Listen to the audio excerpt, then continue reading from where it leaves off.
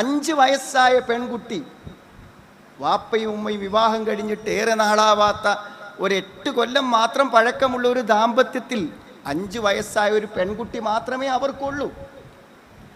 അവർ ഭർത്താവിൻ്റെ വീട്ടിൽ നിന്നും അവളുടെ ഉമ്മയുടെ വീട്ടിലേക്ക് പോരുന്ന വഴിയിൽ കാറിൽ വെച്ചുകൊണ്ട് ആ പെൺകുട്ടി ഉപ്പയുടെയും ഉമ്മയുടെയും സംസാരം കേൾക്കുന്നു. സംസാരം കേൾക്കുമ്പോൾ ഉമ്മ കരയാണ്. വാപ്പ ചീത്ത പറയുമ്പോൾ കരയുന്ന ഉമ്മയുടെ കണ്ണീര് കാണുമ്പോൾ എന്തിനാണ് ഈ വാപ്പ ഉമ്മയെ ഇങ്ങനെ വിഷമിപ്പിക്കുന്നത് എന്ന് ആ 5 വയസ്സായ പെൺകുട്ടി ആലോചിക്കുന്നുണ്ട്. നിങ്ങൾ എപ്പോഴെങ്കിലും ചിന്തിച്ചിട്ടുണ്ടോ സുഹൃത്തുക്കളെ? അത് നമ്മൾ പരസ്പരം വഴക്കടിക്കുമ്പോൾ ആ പിഞ്ചു മനസ്സുകളിൽ ഏൽക്കുന്ന മുറിവ്, അവരെന്ത് ചിന്തിക്കുന്നുണ്ട്? ഈ തല്ലുകൂടാൻ എന്തിനാണ് ഒരു വിവാഹം, തല്ലുകൂടാൻ എന്തിനാണ് ഒരു ദാമ്പത്യം എന്ന് നമ്മുടെ മക്കൾ ചോദിക്കുന്നു. അതുകൊണ്ട് ബോധവൽക്കരണങ്ങളെ കൊണ്ടോ ക്യാമ്പുകളെ കൊണ്ടോ കൗൺസിലിങ്ങുകളെ കൊണ്ടോ നമ്മുടെ പെൺമക്കൾക്ക് വിവാഹത്തിനുള്ള ആഗ്രഹം ജനിപ്പിക്കാമെന്ന് ആരെങ്കിലും വിചാരിക്കുന്നുവെങ്കിൽ അത് ഒരു പരിധിവരെ സാധ്യമായേക്കാം. പക്ഷേ അതിനപ്പുറത്തേക്ക് വിവാഹത്തിന് ആഗ്രഹം തോന്നിപ്പിക്കുന്ന ഒരു വൈവാഹിക ജീവിതം, ഒരു കുടുംബ ജീവിതത്തെക്കുറിച്ച് നമ്മൾ ആലോചിക്കണം. നമുക്ക് ഈ ഫാമിലി കോൺഫറൻസിന് ശേഷം നമ്മുടെ മക്കളോടൊപ്പം തിരിച്ച് വീട്ടിലേക്ക് പോകുമ്പോൾ നമ്മുടെ ആൺകുട്ടികൾക്കും പെൺകുട്ടികൾക്കും വാപ്പയെപ്പോലെ ഉമ്മയെപ്പോലെ ഒരു വിവാഹ ജീവിതത്തിന് ആഗ്രഹിത്തക്ക വിധത്തിലുള്ള സംഭാഷണങ്ങൾ ഉണ്ടാകട്ടെ, സന്തോഷങ്ങൾ ഉണ്ടാവട്ടെ, ഒരു പുതിയ കുടുംബ ജീവിതം ഉണ്ടാകട്ടെ. സുഹൃത്തുക്കളെ, അതിനെ ഫാമിലി കോൺഫറൻസ്. നമ്മളതിന് സന്നദ്ധമായില്ലെങ്കിൽ നമ്മളെ കാത്തിരിക്കുന്ന വലിയ ദുരന്തമാണെന്ന തിരിച്ചറിവ് കൊണ്ടാണ് നാടൊട്ടുക്കും ഏതെങ്കിലും ഒരു ഫാമിലി കോൺഫറൻസിൽ എല്ലാവരും പങ്കെടുത്തിരിക്കണമെന്ന നിർബന്ധം ഇസ്ലാമിക് ഓർഗനൈസേഷൻ ഉണ്ടായത്. നാം ആലോചിക്കേണ്ടതിന് എന്തുകൊണ്ടാണ് കുടുംബ പരാജയങ്ങൾ ഉണ്ടാകുന്നത്? പരിഹരിക്കണം എന്ന് വിചാരിച്ചാൽ മാത്രം മതി. സംതൃപ്തകരമായൊരു കുടുംബജീവിതം സാധ്യമാണോ എന്നാണ്? സാധ്യമാണ്. അപ്പോൾ ഏത് കൗൺസിലറാണ് നമുക്കൊരു സംതൃപ്തകരമായ കുടുംബജീവിതം സാധ്യമാക്കി തരിക? ഏത് കുടുംബശാസ്ത്രജ്ഞനാണ് നമുക്ക് നല്ല മാർഗനിർദ്ദേശം വരിക? അതൊന്നും വേണ്ട സുഹൃത്തുക്കളെ. നിങ്ങൾക്കൊരു മനസ്സുണ്ടായാൽ മതി. നിങ്ങളുടെ ഭാര്യനോട് ചോദിച്ചാൽ മതി, നമ്മൾ കുറേ കാലമായില്ലേ ഒന്നിച്ച് ജീവിക്കണം, എൻ്റെ കൂടെ ജീവിക്കുമ്പോൾ എന്നെക്കൊണ്ട് എന്തൊക്കെ ബുദ്ധിമുട്ടാണ് നിനക്കുള്ളത്? അല്ല, നീ ഒരു മണവാട്ടിയായി എൻ്റെ ജീവിതത്തിലേക്ക് ചേർന്ന് വന്നപ്പോൾ നീ ആഗ്രഹിച്ച വിവാഹ സ്വപ്നങ്ങളിൽ എന്താണ് നിനക്ക് സാക്ഷാത്കരിക്കാതെ പോയത്? നീ പറഞ്ഞോ? നീ എന്നെ കുറ്റപ്പെടുത്തി പറഞ്ഞോ, വിമർശിച്ച് പറഞ്ഞോ? അതൊക്കെ കേൾക്കാനുള്ള ഒരു മനസ്സോടുകൂടെയാണ് ഞാൻ നിന്നോട് ചോദിക്കുന്നത്. നമ്മുടെ പ്രിയപ്പെട്ടവൾ നമ്മളോട് ചോദിക്കുന്നു, നിങ്ങൾക്ക് പറയാം, നിങ്ങൾ ആഗ്രഹിച്ച് വിവാഹം കഴിച്ചവളല്ല ഞാൻ. 10 കൊല്ലമായില്ലേ ഞാൻ നിങ്ങളുടെ കൂടെ ജീവിക്കുന്നു. ഒരു ഭാര്യ എന്ന സ്വപ്നത്തിൽ നിങ്ങൾക്ക് എന്നെ കൊണ്ട് സാക്ഷാത്കരിക്കാതെ പോയത് എന്താണ് പ്രിയപ്പെട്ടവരെ? നിങ്ങൾ എന്നോടൊന്ന് പറയൂ എന്ന് നിങ്ങളുടെ പ്രിയപ്പെട്ടവൾ നിങ്ങളോട് പറയുമ്പോൾ നിങ്ങൾക്ക് പറയാനുണ്ടാകും. അതവളോട് മനസ്സിൽ തട്ടി നിങ്ങൾ പറയുമ്പോൾ ഇനി നിങ്ങൾക്ക് നിങ്ങൾ സ്വപ്നം കണ്ട ആ ഭാര്യയെ എന്നിൽ കാണാനാവും. നീ ആഗ്രഹിച്ച ആ ഭർത്താവിനെ എന്നിൽ കാണാനാവും. അതിന് എത്ര സമയം വേണം സുഹൃത്തുക്കളെ? ഒരു കൗൺസിലറും വേണ്ട, ഒരു ഉപദേശകനും വേണ്ട. എല്ലാം നേരാക്കി എടുക്കണമെന്ന ഒരു മനസ്സ് മാത്രം മതി. എന്ന അന്നത്തെ അവസ്ഥ എന്താ സുഹൃത്തുക്കളെ? അങ്ങനെ മാറ്റണം എന്നല്ല ആഗ്രഹിക്കുന്നത്. കുടുംബ പ്രശ്നങ്ങളിൽ നിരാശപ്പെട്ട സഹോദരിമാർ പറയണത് ഇതെൻ്റെ ഒരു വിധിയാണെന്ന്. ഇതിങ്ങനെ പോവുള്ളൂ. എനിക്കെൻ്റെ പിതാവ് അന്നൊരു ഇണയെ കണ്ടെത്തിയപ്പോൾ അന്വേഷണത്തിൽ വാപ്പക്ക് ചെറിയൊരു പിഴവ് പറ്റി. അതിൻ്റെ ദുരന്തം ഇന്നും ഞാൻ അനുഭവിക്കുന്നു. ഇയാൾ അയാളുടെ വാപ്പയെപ്പോലെയാണ്, അതുകൊണ്ട് ഇനി അയാൾക്കൊരു മാറ്റം ഉണ്ടാവില്ല. ഇവൾ അവളുടെ ഉമ്മയെപ്പോലെയാണ്, അവൾക്ക് ഇനി മാറാൻ പറ്റില്ല. അങ്ങനെ എന്തൊക്കെയോ കാരണങ്ങൾ കണ്ടെത്തി നമ്മളതൊരു വിധിയാണെന്ന് വിശ്വസിച്ച് ജീവിക്കുന്നു. തെറ്റാണ് സുഹൃത്തുക്കളെ. എന്ത് രൂപത്തിലാണെങ്കിലും മാറാനൊരാഗ്രഹമുണ്ടോ നമുക്കത് മാറ്റിയെടുക്കാൻ കഴിയുന്നതാണ്. വിവാഹത്തിൻ്റെ പരാജയങ്ങളെക്കുറിച്ച് നമ്മളൊന്ന് ചിന്തിച്ച് നോക്കൂ നിങ്ങൾ. വളരെ വേദനയാണത് പറയുമ്പോൾ തന്നെ. കാരണം എന്താ അറിയോ? ഒരു മകളെ കല്യാണം കഴിച്ച് കൊടുക്കുമ്പോൾ നമ്മൾ എത്ര ആഗ്രഹത്തോടെയാണ് ആ വിവാഹത്തിന് വരുന്നതെന്ന് ആലോചിച്ച് നോക്കും നിങ്ങൾ. കാരണം ഒരു വിവാഹത്തോടു കൂടെ നമ്മുടെ മക്കൾ സുരക്ഷിതരായി. മോൾക്കൊരു ജോലി കിട്ടിയാൽ അവൾ സുരക്ഷിതരായിക്കൊള്ളുന്നില്ല. പക്ഷേ സ്നേഹനിധിയായ ദീനുള്ള ഉത്തരവാദിത്വ ബോധമുള്ള ഒരാളെ കൈപിടിച്ചേൽപ്പിക്കുമ്പോഴുണ്ടാകുന്ന ഒരു ചാരിതാർത്ഥ്യം വലുതാണ്. കഴിഞ്ഞൊരു നിക്കാഹിൻ്റെ വേദിയിൽ ഞാൻ നിക്കാഹ് നിർവഹിച്ച് കഴിഞ്ഞതിന് ശേഷം അവിടുത്തെ ക്യാമറമാൻ ആ പെൺകുട്ടിയുടെ പിതാവിനോട് വലിയനോട് പറഞ്ഞു, ഒന്ന് ഹഗ് ചെയ്യൂ. മരുമകനെ, പുതിയ മരുമകനെ ഒന്ന് കൂട്ടിപ്പിടിക്കണം. അപ്പം ഞാൻ ആലോചിച്ചു, ക്യാമറമാൻ പറയേണ്ട ആവശ്യമുണ്ടോ സുഹൃത്തുക്കളെ? അതിന് തൻ്റെ പൊന്നോമന മകളെ കൈപിടിച്ചേൽപ്പിച്ചവൻ്റെ കയ്യിലേൽപ്പിക്കുന്ന ആദ്യ സെക്കൻഡിൽ നമ്മൾ അറിയാതെ അവൻ ആലിംഗനം ചെയ്യും.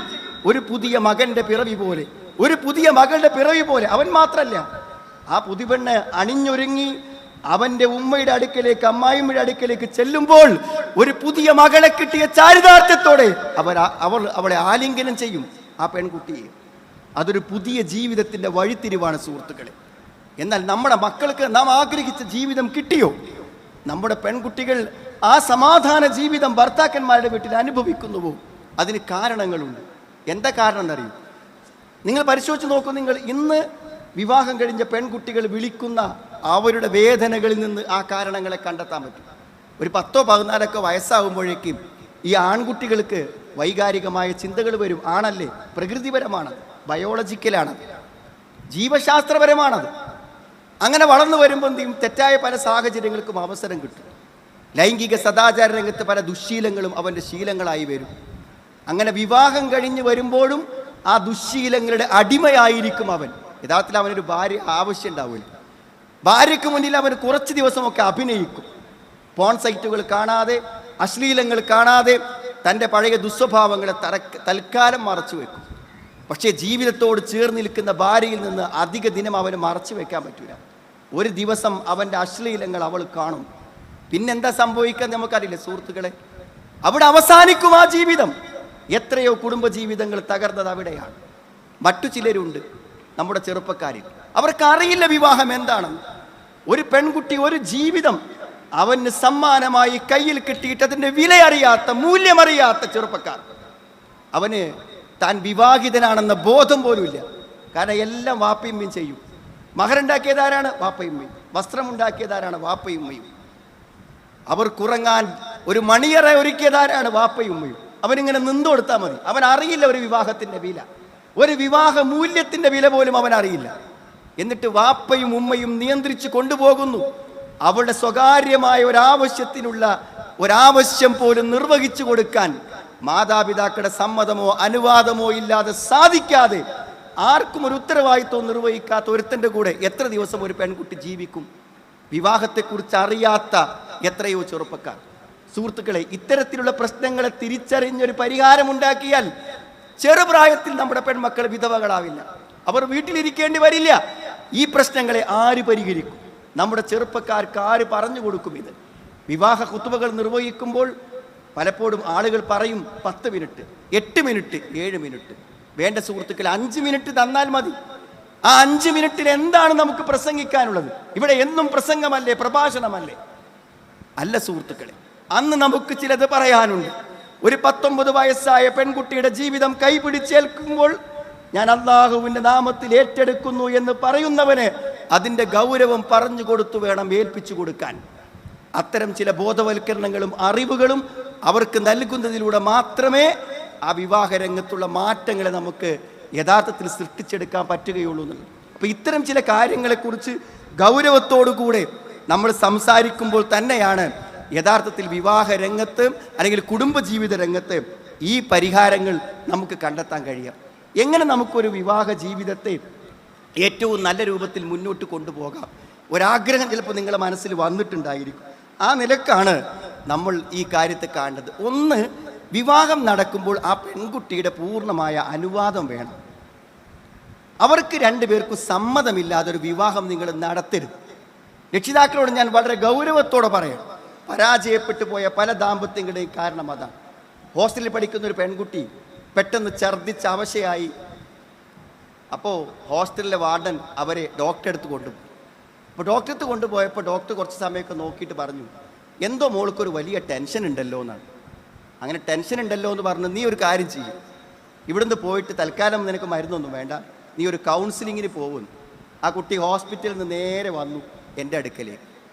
ഞാനിരിക്കുന്ന റൂമിലേക്ക് വന്നിട്ട് എന്നോട് പറഞ്ഞു, സാറേ ഞാനിപ്പോൾ ഡോക്ടറെ കണ്ടുവരികയാണ്, ഇപ്പോൾ ഒരു കൗൺസിലിങ് വേണമെന്ന് പറഞ്ഞു. അപ്പോൾ ഞാൻ നിങ്ങളെടുത്ത് വന്നാണ്. അപ്പോൾ ഞാൻ തൊട്ടപ്പുറത്തുള്ള സോഫയിൽ ഇരുത്തിയിട്ട് ഞാൻ അവളോട് ചോദിച്ചു, ഇപ്പോൾ തന്നെ ഹോസ്റ്റലിൽ പഠിക്കുന്ന പെൺകുട്ടിയുടെ വിവാഹ ചർച്ചകൾ നടക്കുകയാണ്. അവൾക്കൊരിക്കലും അംഗീകരിക്കാൻ പറ്റാത്ത ഒരുത്തനെ വിവാഹം കഴിക്കണമെന്നാണ് പിതാവിൻ്റെ നിർബന്ധം. അപ്പോൾ വാപ്പ ചോദിക്കണം, ഇത്ര കാലം ഞാൻ എന്നെ വളർത്തിക്കൊണ്ട് വന്നിട്ട് ഞാൻ ഒരാളെ നിനക്ക് കൊണ്ടുവന്നാൽ നിനക്കെന്താ സമ്മതിച്ചാൽ? അയാൾ മാത്രമല്ല ചോദിക്കുന്നത്. ഉമ്മ ചോദിക്കുന്ന, മോളെ വാപ്പയെ തൽക്കാലം നീ അനുസരിക്കണം. ഞാൻ അത്ഭുതപ്പെട്ടു പോയി. അമ്മായിമാരും അമ്മാവന്മാരും ഒക്കെ പറയുന്നു, എന്താണ് അവന് കുറവ്? അവന് ജോലിയില്ലേ, അവന് ദീനില്ലേ, അവന് താടിയില്ലേ എന്നൊക്കെയാണ് ചോദിക്കുന്നത്. അപ്പോൾ ഞാൻ അവിടെ ചോദിച്ചു, നിനക്കെന്താ പ്രശ്നം? എനിക്കിഷ്ടമായില്ല അവൻ. സുഹൃത്തുക്കളെ, ഇഷ്ടമാവാതെ വിവാഹങ്ങൾ നടത്തി ജീവിതകാലം മുഴുവനും നരകയാത അനുഭവിച്ച ദാമ്പത്യങ്ങൾ നാട്ടിലുണ്ട്.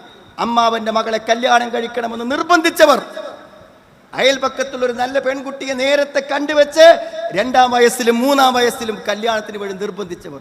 എത്ര ആളുടെ ജീവിതമാണ് നഷ്ടപ്പെട്ടു പോയത്. അത് അവകാശമാണ്, ഒരു പെൺകുട്ടിയുടെ അവകാശം. അവൾക്ക് ഇഷ്ടമുള്ളവരെ മാത്രമേ അവൾ വിവാഹം കഴിക്കേണ്ടതുള്ളൂ. അത് ഇസ്ലാം അനുവദിച്ച അവകാശമാണ്.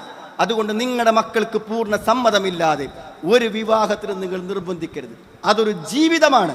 ഒരു വിവാഹം പരാജയപ്പെടുമ്പോൾ പരാജയപ്പെടുന്നതും തകരുന്നതും ഒരു ജീവിതമാണെന്ന് സഹോദരങ്ങളെ നമ്മൾ തിരിച്ചറിയണം. അതുകൊണ്ട് പൂർണ്ണ സമ്മതത്തോടു കൂടെയാണ് നമ്മളത് ചെയ്യേണ്ടത്. പിന്നെന്താണ് വിവാഹ ജീവിതം പരാജയപ്പെടാനുള്ള മറ്റൊരു കാരണം? സുഹൃത്തുക്കളെ, അതൊരു സെലക്ഷനാണ്.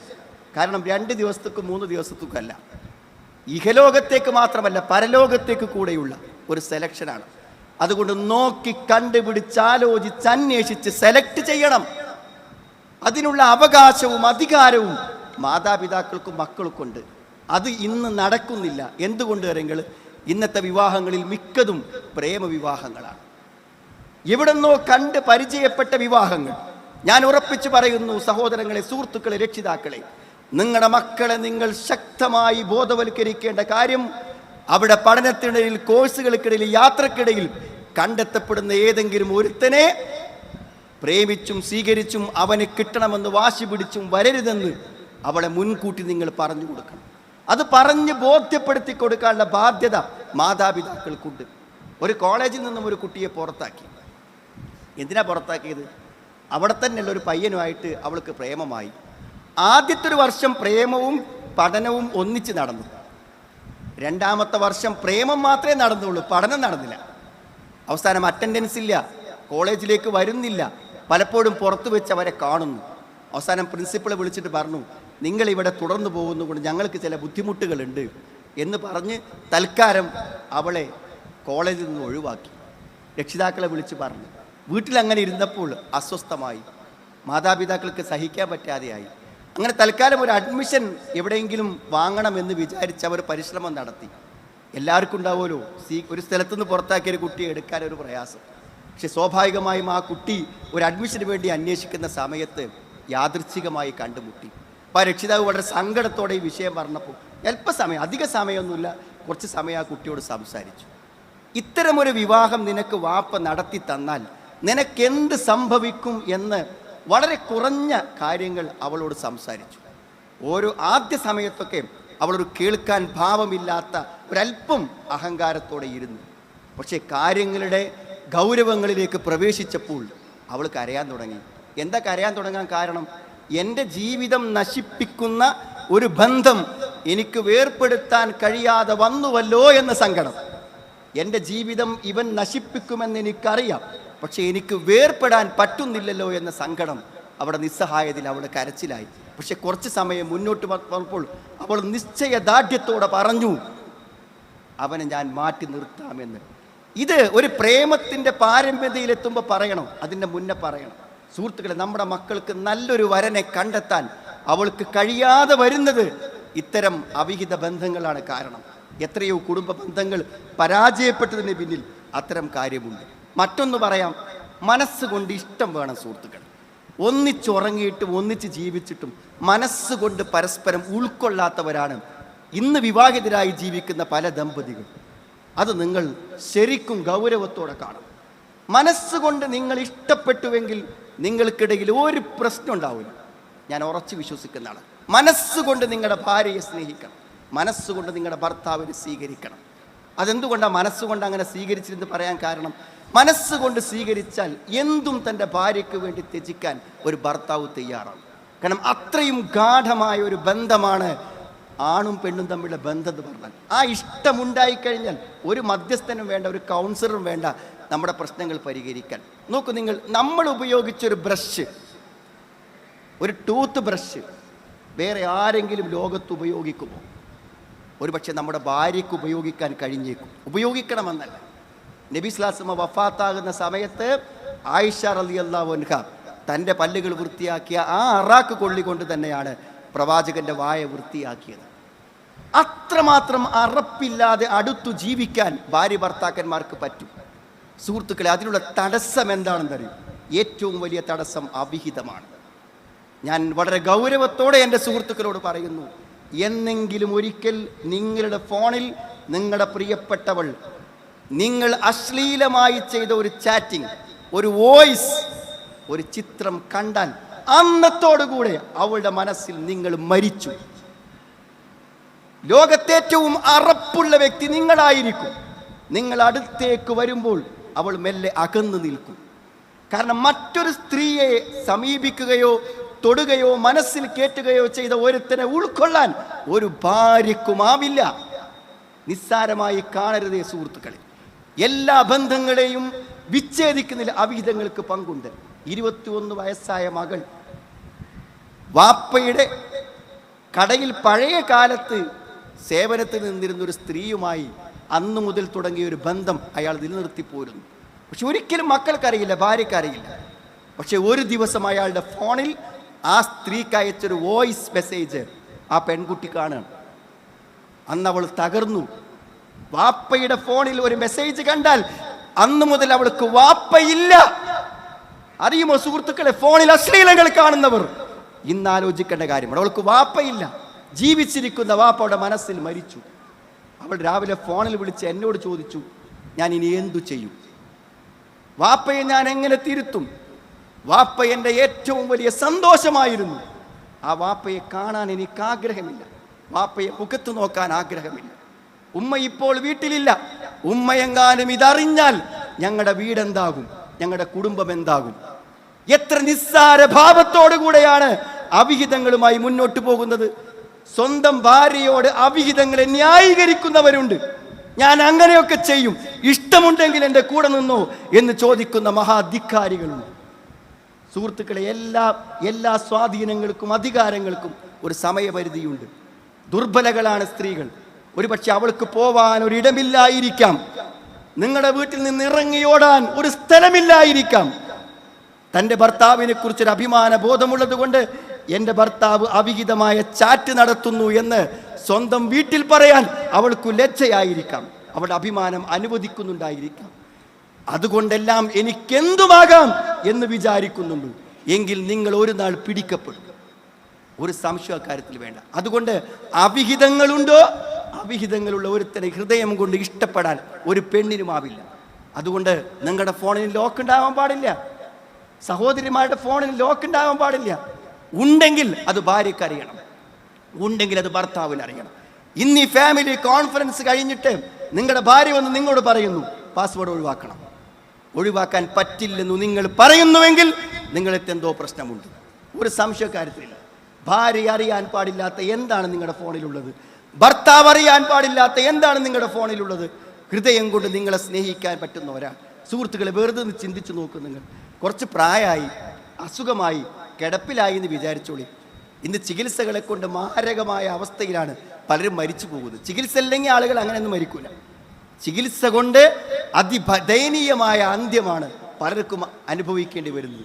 അത്തരം സന്ദർഭങ്ങളിൽ നമ്മുടെ ബാത്റൂമിലേക്ക് കൊണ്ടുപോയി നമ്മുടെ മലവും മൂത്രവും യാതൊരു അറപ്പുമില്ലാതെ സ്വന്തം പിഞ്ചു കുഞ്ഞുങ്ങളുടെ മലമൂത്ര വിസർജനങ്ങൾ വൃത്തിയാക്കുന്ന പോലെ ഒരു ഭാര്യ, ഒരു അന്യയായി വന്ന നിങ്ങളുടെ ഭാര്യ വൃത്തിയാക്കി തരുന്ന അത്ര അറപ്പില്ലാതെ നിങ്ങളുടെ വിയർപ്പും മാലിന്യങ്ങളും തൊടാൻ അറപ്പില്ലാത്ത ഒരു ഭാര്യയെ നമ്മൾ എത്രമാത്രം ചേർത്ത് പിടിക്കണമെന്ന് ആലോചിക്കൂ.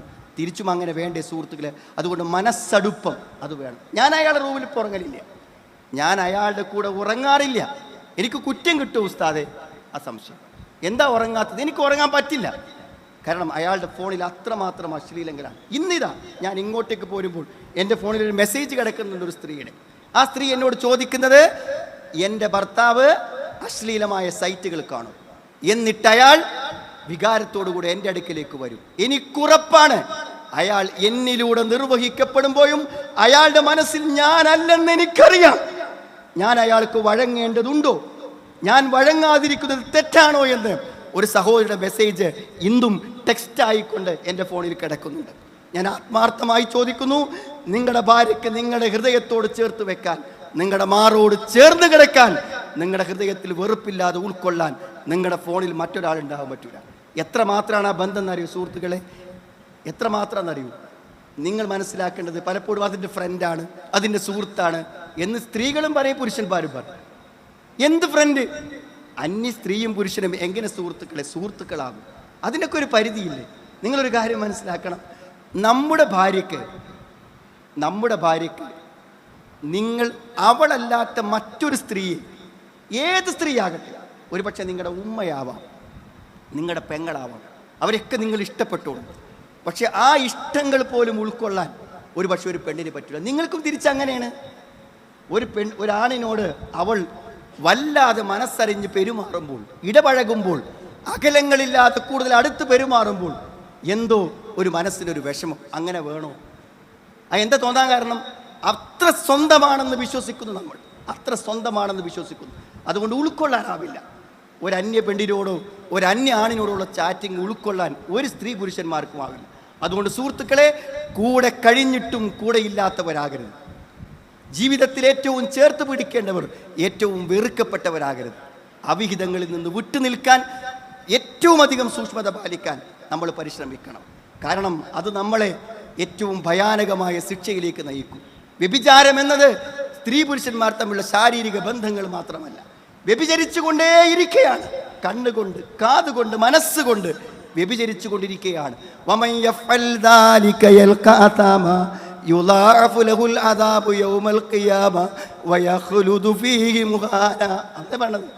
ഇരട്ടി ഇരട്ടി ശിക്ഷയുണ്ടാകും. അപമാനിതനായി, നിന്ദനായി നരകത്തിൽ കഴിയേണ്ടി വരുന്നു.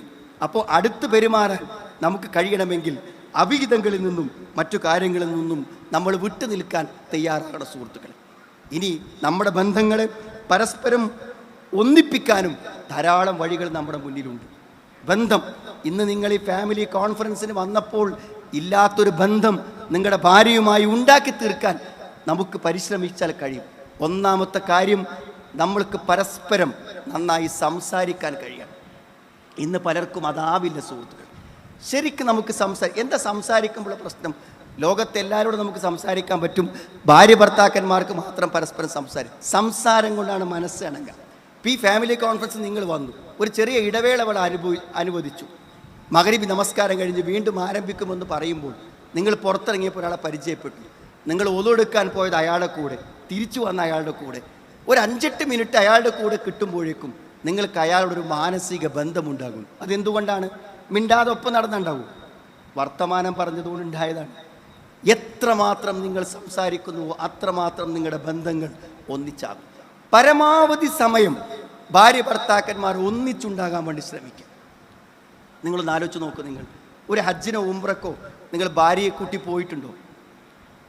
വീട്ടിൽ നിന്ന് മക്കളും ആരും കൂടെയില്ലാതെ ഒരു ഹജ്ജിനോ ഒരു ഉംറക്കോ ഒരു 40 ദിവസമോ 15 ദിവസമോ പോയി വരുമ്പോൾ ഹറമിലേക്ക് ഒന്നിച്ചു പോകുന്നു, ഹറമിൽ തിരിച്ചു വരുന്നു, റൂമിൽ ഒന്നിച്ചുറങ്ങുന്നു, ആരാധനകൾ ഒന്നിച്ച് നിർവഹിക്കുന്നു, എയർപോർട്ടിൽ ഒന്നിച്ച് വരുന്നു, എല്ലാ സമയത്തും പരസ്പരം സഹായിക്കുന്നു, സ്നേഹിക്കുന്നു, അങ്ങോട്ട് കൊടുക്കുന്നു, ഇങ്ങോട്ട് വാങ്ങുന്നു. വീടിൻ്റെ തിരക്കിനിടയിൽ പറ്റാത്തൊരു ബന്ധം, ജോലി തിരക്കിടയിൽ കഴിയാത്തൊരു ബന്ധം 15 ദിവസം ഒന്നിച്ച്, അല്ലെങ്കിൽ 40 ദിവസം ഒന്നിച്ച്, ഒരു പക്ഷേ ദാമ്പത്യ ജീവിതത്തിൻ്റെ ഏറ്റവും സന്തോഷകരമായ നാളുകളായിരിക്കും അത്. അങ്ങനെ എന്നും ജീവിക്കാൻ പറ്റും സുഹൃത്തുക്കളെ, എന്നും ജീവിക്കാൻ പറ്റും. ആ ആത്മബന്ധം വാക്കിലൂടെയും പ്രവൃത്തിയിലൂടെയും നടപ്പിലാക്കണം. അതിനെന്താ വേണ്ടത്? നിങ്ങൾ ദേഷ്യം പിടിപ്പിക്കുന്ന കാര്യങ്ങൾ, വിഷയങ്ങൾ നിങ്ങൾ പറയരുത്. മറന്നുപോയ പലതും പറഞ്ഞ് വെറുതെ അനാവശ്യമായ തർക്കങ്ങൾ ഉണ്ടാക്കരുത്. സ്നേഹമുണ്ടാക്കുന്ന നല്ല വാക്കുകളും നല്ല വർത്തമാനങ്ങളും പറയാൻ വേണ്ടി സമയം കാണും. പരമാവധി ഒന്നിച്ച് നിൽക്കാം. ഈ ആർത്തവമൊക്കെ ഉണ്ടാകുന്ന സമയത്ത് സഹോദരിമാർക്കൊക്കെ ചെറിയൊരു ടെൻഷൻ ഉണ്ടാവും. അപ്പോൾ നമ്മൾ പലപ്പോഴും ഒരു മാസത്തിൽ കുറച്ച് ദിവസങ്ങൾ അവരെ അസ്വസ്ഥരായിട്ട് കാണും. എത്ര നല്ല ആരോഗ്യസ്ഥിതിയും മാനസിക സ്ഥിതിയും ഒക്കെ ഉള്ള ആളുകളാണെങ്കിലും ആ സമയത്ത്, ഒരു പക്ഷേ ആ സമയത്താണ് ഏറ്റവും ചേർത്ത് പിടിക്കേണ്ടത്. ഒരു പക്ഷേ ഒരു ഭർത്താവ് ഭാര്യയിൽ നിന്ന് വിട്ടു നിൽക്കേണ്ട, ശാരീരികമായ ബന്ധങ്ങളിൽ നിന്ന് വിട്ടു നിൽക്കാൻ ഫഅ്തസിലുൻ നിസാഅ മിനൽ മഹീദ്, അത്തരം സന്ദർഭങ്ങളിൽ നിന്ന് വിട്ടു നിൽക്കണം എന്നാണ്. ആ വിട്ടു നിൽക്കാൻ പറഞ്ഞ സന്ദർഭങ്ങളിലും ഒരാൾ നബി സ്വല്ലല്ലാഹു അലൈഹി വസല്ലമയോട് വന്ന് ചോദിക്കുന്നുണ്ട്, എന്താണ് ഈ സമയത്തുള്ള വിധി എന്ന്. അപ്പോൾ നബി പറഞ്ഞു, ഫൗക്കൽ ഇസാർ, വസ്ത്രത്തിന് മുകളിൽ, അതായത് ശാരീരിക ബന്ധമല്ലാത്ത ഏത് രൂപത്തിലുള്ള പെരുമാറ്റങ്ങളും ആവാമെന്ന. എന്ത് പറഞ്ഞാലും എന്താണ് സുഹൃത്തുക്കളെ, അത്തരം സന്ദർഭങ്ങളിൽ പോലും ആ ആത്മബന്ധങ്ങളെ നിലനിർത്തി പോരാൻ ഉപദേശിക്കുമ്പോൾ എത്ര വിശാലമാണ് ആ കാര്യം. പരസ്പരം എന്തിലും. മറ്റൊരു കാര്യം എന്താണ് അറിയുന്നത്, രണ്ടുപേരുടെയും ഭാരങ്ങളിൽ പരസ്പരം സഹായിക്കണം. ഭാരങ്ങളിൽ സഹായിക്കണം. നിങ്ങളുടെ ഭാര്യയ്ക്ക് ഭാരങ്ങളുണ്ട്. വീട്ടിൽ മക്കളുടെ ഉത്തരവാദിത്വം, അടുക്കള ഉത്തരവാദിത്വം, വയസ്സായ നിങ്ങളെ മാതാപിതാക്കളെ പരിചരിക്കുന്നതിന് ഉത്തരവാദിത്വം. അവിടെ സുഹൃത്തുക്കളെ, നിങ്ങൾ ആ ഭാരത്തിൽ കൈത്താങ്ങാകണം.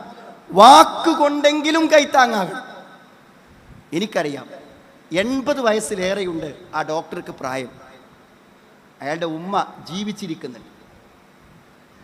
അയാൾ രാവിലെ എഴുന്നേറ്റാൽ ആ ഉമ്മയെ ബാത്റൂമിൽ കൊണ്ടുപോയി ചുടുവെള്ളം കൊണ്ട് കുളിപ്പിച്ച് പുതിയ ഡ്രസ്സിട്ട് കൊടുത്തിട്ടാണ് പോരുക. ഭാര്യയില്ലേ നോക്കാൻ? ഉണ്ട്.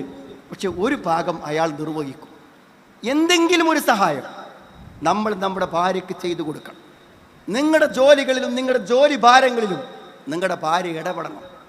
വീട്ടിൽ വന്ന് കമ്പ്യൂട്ടറിൻ്റെ മുന്നിൽ ബേജാറായിരിക്കുമ്പോൾ തൊട്ടപ്പുറത്തൊരു ചെയറിൽ ശല്യമുണ്ടാക്കാതെ അവൾ വന്നിരിക്കണം. വന്നിരുന്നിട്ട് തൽക്കാലം നിങ്ങളുടെ ജോലിയിൽ ഇടപെട്ടില്ലെങ്കിലും ഒന്ന് ചാരത്തിരുന്ന് സ്നേഹത്തോടുകൂടെ ഭർത്താവിൻ്റെ പ്രയാസങ്ങൾ കണ്ടിരിക്കാനുള്ളൊരു മനസ്സ്. ഒന്നും ചെയ്യാനറിയില്ല, ആ കമ്പ്യൂട്ടറിൽ തൊടാനറിയില്ലെങ്കിലും ആ ഭാരമേറിയ ജോലിക്കൊരു കൂട്ടിരിക്കാൻ നമുക്ക് പറ്റുന്നുവോ സുഹൃത്തുക്കളെ? ഭാരമേറിയ ജോലികൾ ചെയ്യുമ്പോൾ ആശ്വാസത്തിൻ്റെ ഒരു സാന്നിധ്യമാകാനെങ്കിലും നമുക്ക് സാധിക്കണ്ടേ? അങ്ങനെ ഒരു തിരിച്ചറിവില്ലെങ്കിൽ എന്താണ് സ്നേഹത്തിൻ്റെ അർത്ഥം? എന്താണ് സ്നേഹത്തിൻ്റെ വ്യാഖ്യാനം? അവളുടെ മനപ്രയാസങ്ങൾക്കൊപ്പം നമ്മളുണ്ടാകും. മറ്റൊന്നുകൂടെ പറയട്ടെ സുഹൃത്തുക്കളെ, ഒരിക്കലും പരിഹാരം കാണാത്ത ഒരു പ്രശ്നം നമ്മുടെ ഭാര്യയുടെ മനസ്സിലുണ്ടാവരുത്. പരിഹാരം കാണാത്തൊരു പ്രശ്നം, ആ പ്രശ്നം നിങ്ങളോട് പറയാൻ അവൾക്ക് പറ്റുന്നില്ലെങ്കിൽ നിങ്ങളുടെ ബന്ധത്തിൽ എന്തോ പ്രശ്നമുണ്ട്. നിങ്ങളുടെ ഒരു പരിഹാരം കാണാൻ പറ്റാത്തൊരു പ്രശ്നം നിങ്ങളുടെ ഭാര്യയോട് ഇന്ന് വരെയും നിങ്ങൾ പറഞ്ഞിട്ടില്ലെങ്കിൽ നിങ്ങൾ തമ്മിൽ എന്തോ പ്രശ്നമുണ്ട്. പ്രശ്നങ്ങൾ പരിഹരിച്ചില്ലെങ്കിലും അത് പരസ്പരം പറഞ്ഞറിയിക്കാൻ മറ്റൊരാളെ കാത്തിരിക്കുന്നുവെങ്കിൽ നിങ്ങൾ പോരാത്തൊരു ഭർത്താവാണ്. തൻ്റെ മനസ്സിൻ്റെ പ്രയാസങ്ങൾ പറയാൻ മറ്റൊരാളെ ഭർത്താവ് കാത്തിരിക്കുന്നുവെങ്കിൽ നിങ്ങൾ അയാൾക്ക് പൂർണ്ണമായ പിന്തുണ നൽകാത്ത ഒരു ഭാര്യയാണ്. അതുകൊണ്ട് ആ ആത്മബന്ധത്തെ ആസ്വാദകരമായി നിലനിർത്തിക്കൊണ്ടുപോകാൻ നമ്മൾ പരിശ്രമിക്കണം. യഥാർത്ഥത്തിൽ അത് സാധ്യമാണ് എന്നതാണ്. ഇവിടെ പറ്റുന്ന ഏത് തകരാറും നേരത്തെ ഇവിടെ സൂചിപ്പിച്ച പോലെ തന്നെ എന്തൊക്കെ പ്രശ്നങ്ങൾ ഭാര്യ ഭർത്തൃ ബന്ധത്തിൽ വരുന്നുണ്ടോ അതൊക്കെ ദീനിൻ്റെ കുറവാണ്. ഒരു സംശയവും വേണ്ട, ദീനിൻ്റെ കുറവ്. ഭാര്യ ഭർത്തൃ ബന്ധത്തിലെ ഏറ്റവും വലിയ പ്രശ്നം എന്താണ്? പെരുമാറ്റ പ്രശ്നം അല്ലേ? ഭർത്താവ് ഭാര്യയോട് മാന്യമായി പെരുമാറുന്നില്ല. ബിൽ മഅറൂഫ്, ഏറ്റവും നല്ല നിലയിൽ ഭാര്യമാരോട് പെരുമാറണമെന്ന് അള്ളാഹുവിൻ്റെ കൽപ്പനയാണ്. മാന്യമായ വാക്കേ പറയാൻ പറ്റുള്ളൂ. തെറി പറയാൻ പറ്റൂല സുഹൃത്തുക്കളെ, തെറി പറയാൻ പറ്റൂല. അവിടെ വാപ്പാക്ക് വിളിക്കാൻ പറ്റൂല, ഉമ്മാക്ക് വിളിക്കാൻ പറ്റൂല. അതൊക്കെ ഇസ്ലാമിക മര്യാദകളാണ്. അത് ആത്മാർത്ഥമായി പാലിച്ച് മുന്നോട്ട് കൊണ്ടുപോകാൻ സാധിക്കണം. എന്തേ ഭാര്യയെക്കുറിച്ച് പരാതി? അവൾക്ക് ഹിജാബില്ല. ഞാൻ എത്ര തവണ അവളോട് പറഞ്ഞു ആ മഫ്തയെ ഒന്ന് ശരിയാക്കാൻ, അതൊന്ന് മാറത്തേക്ക് വലിച്ചിടാൻ, ഒരല്പം കട്ടിയുള്ള ഒരു പർദ്ദ ഇടാൻ, ആ ചുരിദാറിൻ്റെ ആ ടോപ്പൊന്ന് രണ്ട് ഭാഗത്തും ഓപ്പൺ ആയത് ഓപ്പൺ അല്ലാത്തൊരു ടോപ്പ് ഉപയോഗിക്കാൻ. കേൾക്കണം സുഹൃത്തുക്കൾ, മാന്യമായത് ഭർത്താവ് പറഞ്ഞാൽ അനുസരിക്കണം. അതേറ്റവും ദീനാണ് പ്രശ്നം. ദീനുണ്ടെങ്കിൽ എവിടെയും പ്രശ്നം ഉണ്ടാവില്ല. ദീനുള്ളവർക്ക് എവിടെയും പ്രശ്നം ഉണ്ടാവില്ല. നിങ്ങൾ ആലോചിച്ച് നോക്കൂ സുഹൃത്തുക്കൾ, നമ്മൾ കണക്ക് പറയണ്ടേ? അതായത് എത്രയോ സമാധാനത്തോടുകൂടെ സന്തോഷത്തോടുകൂടെ ജീവിച്ചിരുന്ന ഒരു പെൺകുട്ടിയെ നമ്മൾ ഏറ്റെടുത്തിട്ട് അന്ന് മുതൽ ഇന്ന് വരെ അവൾക്കൊരു സമാധാനമില്ല. ആ സമാധാനം നഷ്ടപ്പെടുത്തിയതിൻ്റെ, ഒരു പിതാവും മാതാവും സ്നേഹത്തോടെ പരിചരിച്ചു കൊണ്ടുവന്ന ഒരു പെൺകുട്ടിൻ്റെ സമാധാനം നഷ്ടപ്പെടുത്തിയതിൻ്റെ ഉത്തരവാദിത്തം നമുക്കുണ്ടാവില്ലേ സുഹൃത്തുക്കളെ? തീർച്ചയായും ഉണ്ടാവും. ആ പടച്ചോൻ അത് ചോദിക്കും എന്നുള്ളൊരു ബോധമുണ്ടെങ്കിൽ തീർച്ചയായും മാറ്റമുണ്ടാകും.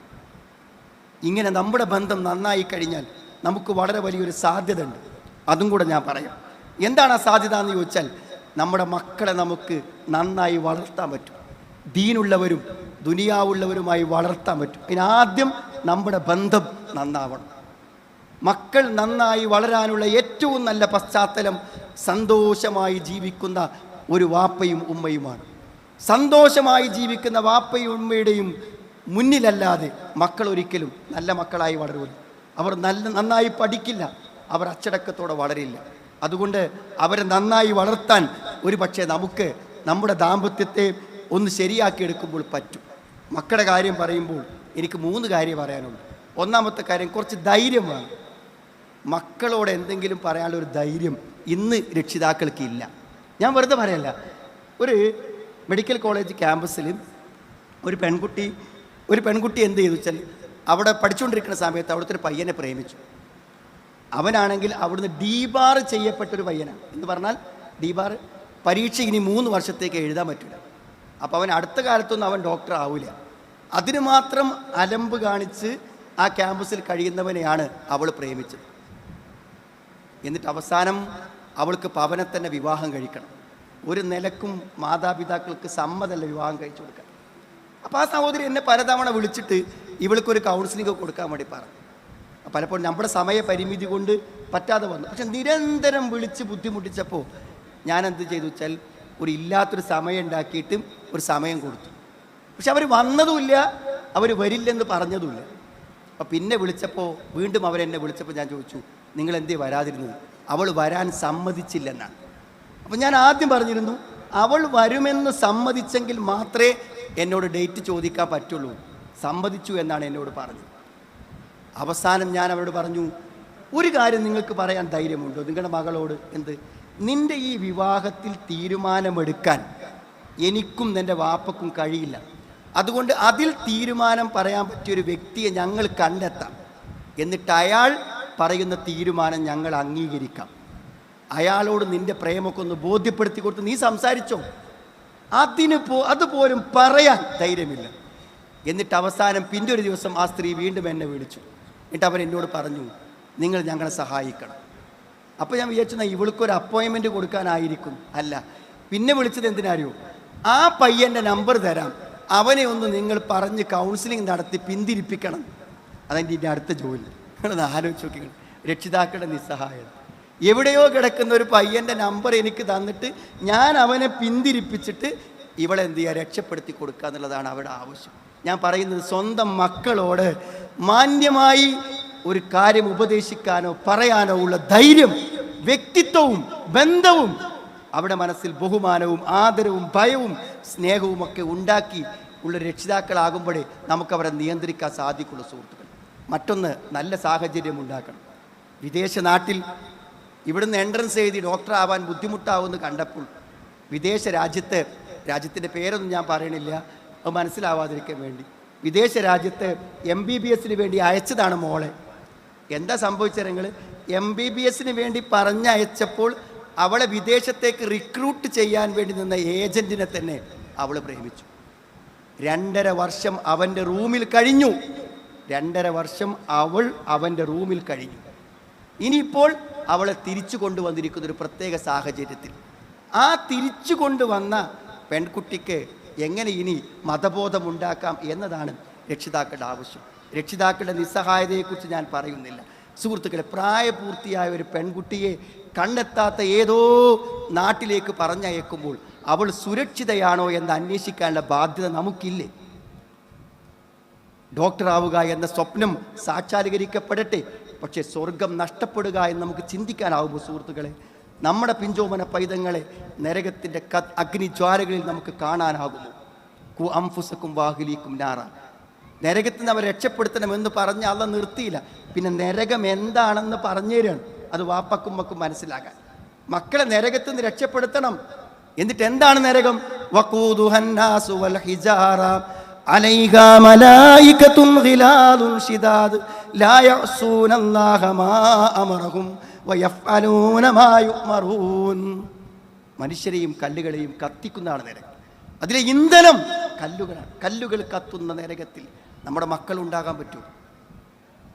അലൈഹാ മലായികത്തുൻ ഗിലാദുൻ ശിദാദ്, പരുക്കന്മാരായ ദയയില്ലാത്ത മലക്കുകൾ ആ നരകത്തിന് കാവലാണ്. അവരൊരിക്കലും നമുക്കാർക്കും സ്വാധീനിക്കാനാവില്ല. ലാ യഅസൂനല്ലാഹ മാ അമറഹും വയഫ്അലൂന മാ യുഅ്മറൂൻ. അല്ലാഹ് കൽപ്പിച്ചത് അവർ നടപ്പിലാക്കും. അവിടെ മക്കൾ ഉണ്ടാകാൻ പറ്റുമോ സുഹൃത്തുക്കളെ? ഡോക്ടർ ആവട്ടെ, എഞ്ചിനീയർ ആവട്ടെ, പക്ഷെ നമ്മുടെ മക്കൾ സുരക്ഷിതരാവണ്ടേ? ഏതെങ്കിലും മയക്കുമരുന്നിൻ്റെ കെണിയിലോ അല്ലെങ്കിൽ ഏതെങ്കിലും റാക്കറ്റിലോ ചെന്നുപെട്ട് നമ്മുടെ മക്കൾ നശിക്കരുത്. നല്ല സാഹചര്യങ്ങൾ, നമ്മുടെ കുട്ടികൾക്കുണ്ടോ അവരേറ്റവും നല്ലവരാകും. ആ സാഹചര്യം ഏതാണെന്ന് കണ്ടുപിടിക്കേണ്ടത് നമ്മളാണ്. നമ്മുടെ മക്കൾക്ക് ആ ബോധമുണ്ടാക്കാൻ നമ്മൾ എന്ത് ചെയ്തു? ഒരു പക്ഷേ ഇവിടുത്തെ ട്രാഫിക്കുകൾ മറികടന്ന് സമയം വൈകി ഇവിടുത്തെ മദ്രസകളിൽ കുട്ടികളെ എത്തിക്കുമ്പോൾ ഒരു പക്ഷേ നമ്മൾ ആലോചിക്കുന്നുണ്ടായിരിക്കും, ഒരു ഓൺലൈൻ ആണെങ്കിൽ എന്താ സൗകര്യം, അതല്ലെങ്കിൽ കുട്ടിൻ്റെ കോഴ്സൊക്കെ കഴിഞ്ഞിട്ട് എവിടെയെങ്കിലുമൊക്കെ ചേർക്കാം, ഒരു ക്യാമ്പ് പങ്കെടുപ്പിക്കാം എന്നൊക്കെ ആലോചിക്കുമ്പോൾ നിങ്ങൾ വിഡ്ഢികളാണെന്ന് വിചാരിക്കുന്ന സുഹൃത്തുക്കളെ, മക്കളെ ട്രാഫിക്കിലൊക്കെ ഇങ്ങനെ നിന്ന് പെട്രോൾ കത്തിച്ച് മദ്രസയിൽ എത്തിക്കുമ്പോൾ ആ മദ്രസയിൽ നിന്ന് കിട്ടേണ്ട ബോധം അവർക്ക് അവിടെ നിന്ന് കിട്ടണം. ഒരു പെൺകുട്ടി ഒരു ക്യാമ്പിന് വന്നപ്പോൾ എൻ്റെ മോളോട് സങ്കടത്തോടെ പറഞ്ഞു, ഇന്ന് എനിക്ക് സന്തോഷമായി. ഇപ്പം എന്തി അവൾക്ക് സന്തോഷമായത്? എൻ്റെ വാപ്പക്കും ഉമ്മക്കും എന്നെ മദ്രസ പറഞ്ഞേക്കാൻ പറ്റിയിട്ടില്ല, പക്ഷെ ഞാൻ ഈ ക്യാമ്പിൽ വന്ന് ഖുർആൻ ഓതാൻ പഠിച്ചു. എനിക്കിപ്പോൾ ഖുർആൻ ഓതാൻ അറിയും. എൻ്റെ ജീവിതത്തിൽ എനിക്ക് ഏറ്റവും സന്തോഷമായി. എൻ്റെ അവൾ ഉമ്മാനെ വിളിച്ച് പറഞ്ഞു, ഉമ്മ എനിക്കിപ്പോൾ ഖുർആൻ ഓതാൻ അറിയുമെന്നാണ്. നാം ആലോചിക്കണം, നമ്മുടെ മക്കൾ എന്നെങ്കിലും തിരിഞ്ഞ് ചിന്തിക്കും, എന്നെ ദീൻ പഠിപ്പിക്കാത്ത, ദീനിൻ്റെ അക്ഷര പാഠങ്ങൾ പഠിപ്പിക്കാത്ത മാതാപിതാക്കൾക്കെതിരെ നരകത്തിൻ്റെ തീജ്വാലകൾ കാണുമ്പോഴെങ്കിലും അവരാലോചിക്കും, അവർ തിരിച്ചറിയും. നാം ആലോചിക്കണം. അതുകൊണ്ട് സുഹൃത്തുക്കളെ, അവർക്ക് അവസരങ്ങൾ ഉണ്ടാക്കണം, നല്ല സാഹചര്യങ്ങൾ ഉണ്ടാക്കണം. തിന്മയുടെയും വഴിതെറ്റുന്ന സാഹചര്യങ്ങളിലേക്ക് അവരെത്താതെ നമ്മൾ കാത്തു സൂക്ഷിക്കണം. അതാണ് നമ്മുടെ ജീവിതത്തിലെ ഏറ്റവും വലിയ സന്തോഷം. റബ്ബന ഹബ്ബുലന മിൻ അസ്വാജിന, ഹബ്ബുലന ഹബ്ബുലന എന്ന് പറഞ്ഞാൽ ഞങ്ങൾക്ക് സമ്മാനമായി നൽകണേ എന്നാണ്. ഹിബത്ത് സമ്മാനമാണ്. നാസിർ സഅദി റഹ്മത്തുള്ള അങ്ങനെ തന്നെ പറയുന്നുണ്ട്, റബ്ബന ഹബ്ബുലന മിൻ അസ്വാജിന വദുർരിയാതിന ഖുറത അയുൻ, ഞങ്ങളുടെ ഇണകളിൽ നിന്ന്, ഞങ്ങളുടെ മക്കളിൽ നിന്ന് ഞങ്ങൾക്ക് സമ്മാനം നൽകണം. ഏറ്റവും വലിയ സമ്മാനം എന്താണ് സുഹൃത്തുക്കളെ? ഇഹത്തിലും പരത്തിലും ഉപകാരപ്പെടുന്ന നമ്മുടെ പൊന്നോമന മക്കൾ. അതിനേക്കാളും വലിയ സമ്മാനം എന്താണ്? എൻ്റെ മോൾ 10 ജുസു പഠിച്ചു, 30 ജുസു പഠിച്ചു. അവൾ മനോഹരമായി ഖുർആൻ പാരായണം ചെയ്യുമെന്ന് പറയുമ്പോൾ നമ്മുടെ മുഖത്തുണ്ടാകുന്നൊരു സന്തോഷമില്ലേ? ആ സന്തോഷം, അങ്ങനത്തെ മക്കൾ സമ്മാനമാണ് സുഹൃത്തുക്കൾ. അങ്ങനത്തെ മക്കളെ വളർത്തിയെടുക്കാൻ പറ്റണം. നമ്മുടെ ഭാര്യമാർ അല്ലെങ്കിൽ ഭർത്താക്കന്മാർ നമുക്ക് നൽകുന്ന കൺകുളിർമയില്ലേ, അത് ഈ ലോകത്ത് ലഭിക്കുന്ന അള്ളാഹുവിൻ്റെ സമ്മാനമാണ്. ആ സന്തോഷകരമായ ദാമ്പത്യം, ആ സമ്മാനത്തിന് ആത്മാർത്ഥമായി പ്രാർത്ഥിക്കാനാണ് അള്ളാഹു നമ്മളോട് ആവശ്യപ്പെടുന്നത്. പ്രാർത്ഥനയോടൊപ്പം നമ്മുടെ പ്രവർത്തനങ്ങൾ ആവശ്യമല്ലേ സുഹൃത്തുക്കളെ? അതുകൊണ്ട് ഇന്ന് ഈ മഹാസമ്മേളനത്തിൽ ദമ്പതികളായി വന്നവരോടാണ് എനിക്ക് പറയാനുള്ളത്, നിങ്ങൾ പിരിഞ്ഞു പോകുമ്പോൾ നിങ്ങളൊരു നല്ല ദാമ്പത്യത്തെക്കുറിച്ച് സ്വപ്നം കണ്ടാവണം പോകേണ്ടത്. ഇന്നത്തെ ഒരു രാത്രി ഉറങ്ങാതിരുന്നാലും നിങ്ങൾ തമ്മിലുള്ള പ്രശ്നങ്ങൾ പറഞ്ഞു തീർക്കണം, അബദ്ധങ്ങൾ നിങ്ങൾ തിരുത്തണം, മാപ്പ് ചോദിക്കണം, അതിന് അള്ളാഹുവോട് പശ്ചാത്തപിക്കണം.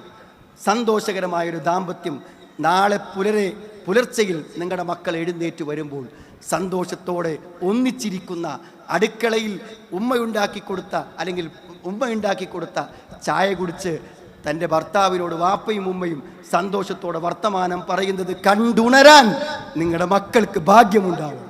അതിന് സാധിക്കില്ലേ സുഹൃത്തുക്കളെ? നമുക്ക് അങ്ങനത്തെ ഒരു ദാമ്പത്യം നിങ്ങളുടെ വീടുകളിലും നിങ്ങളുടെ കുടുംബങ്ങളിലും ഉണ്ടാകുമ്പോൾ ഒരു പക്ഷേ നിങ്ങൾക്ക് ജോലി കിട്ടിയപ്പോഴില്ലാത്ത, നിങ്ങൾക്ക് ഫ്ലാറ്റ് കിട്ടിയപ്പോഴില്ലാത്ത, നിങ്ങൾക്ക് സ്വന്തമായി വീടുണ്ടായപ്പോഴില്ലാത്തൊരനുഭൂതി ആ പുതിയ ദാമ്പത്യത്തിൻ്റെ സന്തോഷങ്ങളിൽ നിങ്ങൾക്ക് അനുഭവിക്കാനാകും. അവിടെ നിങ്ങളുടെ മക്കൾ നല്ലവരായി വളരും, അവർക്ക് ബുദ്ധിവികാസമുണ്ടാകും, അവർ മാനസിക രോഗികളാവില്ല, അവർ വിഷാദ രോഗികളാവില്ല, അവർ ആർക്കും പറ്റുന്ന, സമൂഹത്തിന് പറ്റുന്ന നല്ല മക്കളായി വരും. അത്തരമൊരു മാറ്റത്തിന് കാരണമാകുന്നുവെങ്കിൽ ഈ ഫാമിലി കോൺഫറൻസ് സുഹൃത്തുക്കളെ അതിൻ്റെ ലക്ഷ്യം സാക്ഷാത്കരിച്ചിരിക്കുന്നു. നിങ്ങൾക്ക് കേൾക്കാൻ ഈ പ്രഭാഷണങ്ങൾ മാത്രമല്ല, ഈ സമ്മേളനാനന്തരവും നമ്മളുടെ ഇത്തരം പ്രഭാഷണങ്ങളും കാര്യങ്ങളും നിരന്തരം കേട്ടുകൊണ്ടിരിക്കുകയാണ്. എനിക്കറിയാം, എല്ലാ ചൊവ്വാഴ്ചകളിലും പീസ് റേഡിയോയിൽ നടക്കുന്ന ലൈവ് സങ്കടങ്ങൾ, ആളുകളുടെ സങ്കടങ്ങൾക്ക് പരിഹാരങ്ങൾ പറയുന്ന, കുറഞ്ഞ സമയം കൊണ്ടാണെങ്കിലും പല ആളുകളുടെയും ജീവിത പ്രശ്നങ്ങൾക്ക് അത് പരിഹാരമാകുന്നുണ്ട്. സുഹൃത്തുക്കളെ, കുടുംബങ്ങൾക്ക് നിങ്ങൾ അത്തരം സന്ദേശങ്ങൾ എത്തിച്ചു കൊടുക്കണം. കുടുംബങ്ങൾക്ക് വലിയ വെളിച്ചമാണ് പീസ് റേഡിയോ നൽകിക്കൊണ്ടിരിക്കുന്നത്. അത് സ്വയം കേൾക്കുവാനും മറ്റുള്ളവരെ കേൾപ്പിക്കുവാനുള്ള അവസരങ്ങൾ നിങ്ങൾ ഉണ്ടാക്കണം. ധാരാളം പ്രഭാഷണങ്ങൾ യൂട്യൂബിൽ നിങ്ങൾക്ക് എല്ലാ വിഷയങ്ങളും ലഭ്യമാണ്. നിങ്ങൾ കുടുംബ വിഷയങ്ങളിൽ നിങ്ങളുടെ മനസ്സിൽ വരുന്ന ഹെഡിങ് അടിച്ച് നിങ്ങൾ യൂട്യൂബിൽ സെർച്ച് ചെയ്താൽ തീർച്ചയായും നിങ്ങൾ ആവശ്യപ്പെടുന്ന പ്രഭാഷണങ്ങൾ നിങ്ങൾ കേൾപ്പിക്കും. അതിനു മാത്രം സമ്പന്നമാണ് യഥാർത്ഥത്തിൽ ഇസ്ലാമിക് ഓർഗനൈസേഷൻ്റെ സൈറ്റുകളും അതിൻ്റെ മീഡിയ സൈറ്റുകളുമെന്ന് നിങ്ങൾക്ക് പരിശോധിച്ചാൽ മനസ്സിലാകും സുഹൃത്തുക്കൾ. അതുകൊണ്ട് ഈ ഒരു മഹാസമ്മേളനത്തിന് ശേഷവും നിങ്ങളുടെ ഈ പഠനവും അന്വേഷണവും തുടരട്ടെ. ഇന്ന് ഈ ഫാമിലി കോൺഫറൻസിലേക്ക് വന്ന നിങ്ങളുടെ ജീവിതത്തിൽ ഒരു പുതിയ ദാമ്പത്യം, ഒരു പുതിയ വിവാഹത്തിൻ്റെ അനുഭൂതിയോടുകൂടെ നിങ്ങൾക്ക് ഇവിടുന്ന് തിരിച്ചു പോകാനാവട്ടെ എന്ന് ആത്മാർത്ഥമായി ആഗ്രഹിച്ചുകൊണ്ടും പ്രാർത്ഥിച്ചുകൊണ്ടും ഞാൻ എൻ്റെ വാക്കുകൾ അവസാനിപ്പിക്കുന്നു. അസ്സലാമു അലൈക്കും വറഹ്മത്തുള്ളാഹി.